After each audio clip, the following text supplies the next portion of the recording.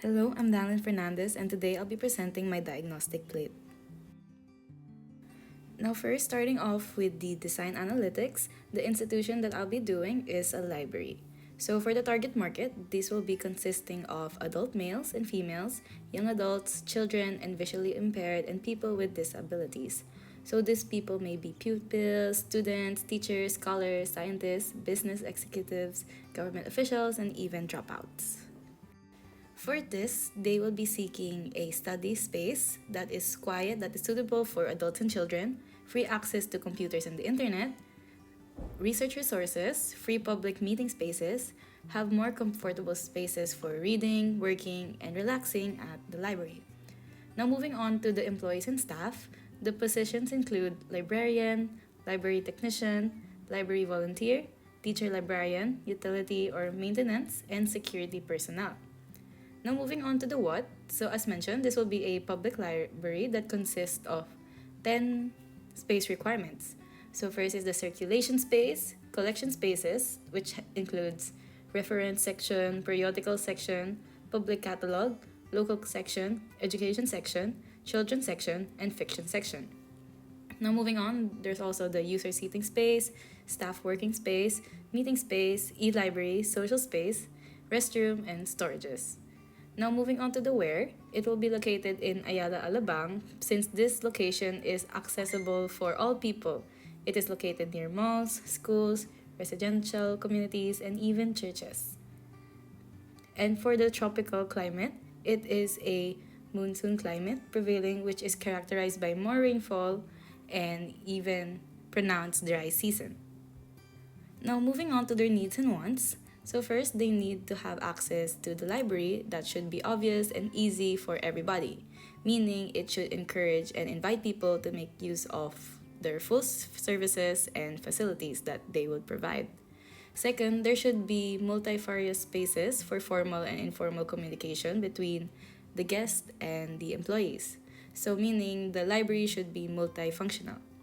Next, the interior should offer an attractive and comfortable environment for both customers, since the library space should be welcoming and the people will feel comfortable staying in it. Next, the design and structure appliances should be sustainable, friendly, and universally accepted. And last, the floor plan layout has to be flexible and simple for all the people to easily navigate the areas in the library. Now, moving on to the concept is called the Silent Haven. Haven, by definition, is a place offering favorable opportunities or condition. So, the idea is to create a safe space, or rather, a silent haven, for future customers to stay in. So, when they are within the vicinity, the goal is for them to feel at ease, comfortable, relaxed, and ultimately encourage them to stay in the library longer. So, they could read, use computers, consult library staff, and increasingly socialize with other library users. Now, for this concept, I was inspired by modern minimalism. So, a key aspect of minimalist interior design is harmonizing with and reflecting nature through the use of natural elements such as wood. So, at the same time, I'll be using a neutral color palette with beige, brown, ivory, black, gray, and varying shades of white that would be seen through the furniture, decorations, and even walls. And this will be able to focus only on the essentials aspect, and at the same time, it creates an illusion of having a lot of space, and it's often associated with a light and airy feel. Now, for my color scheme, I'll be having a neutral color palette to help create a nice and cohesive design. It will allow you to make easier changes when needed.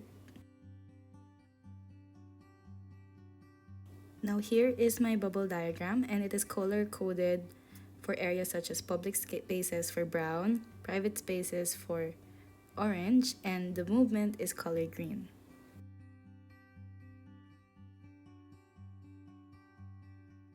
And then followed by the adjacency metrics, which has the primary adjacency, secondary adjacency, and the undesired adjacency. Now let's move on to the floor plan.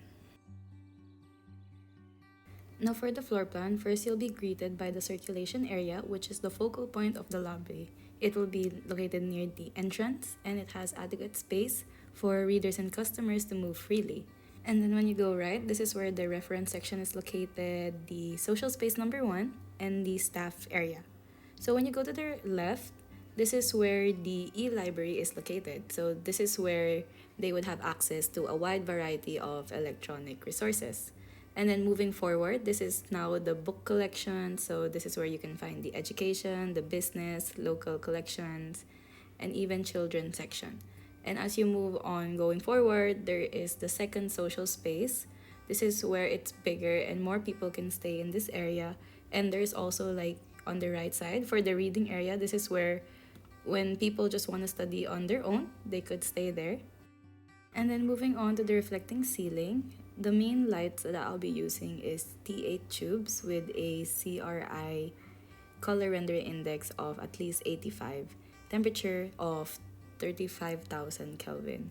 So the strategy here, I'll be using the use of parallel scheme. So basically it uses a single row of one lamp linear fluorescent fixture centered above each aisle. So this will be enabled to brighten up the space per aisle. And then for the ceiling, I'll be using micro perforated panels, which have tiny holes drilled into them to disperse sound waves. So this will be enabled to minimize the noise in the area. Now moving on to the floor covering plan, I basically have two main floor materials that will be in use. First is the carpet with a high nylon contents, and second is vinyl flooring. So both of these materials are very strong and they are very much in use when it comes to high traffic areas. Here are my perspectives.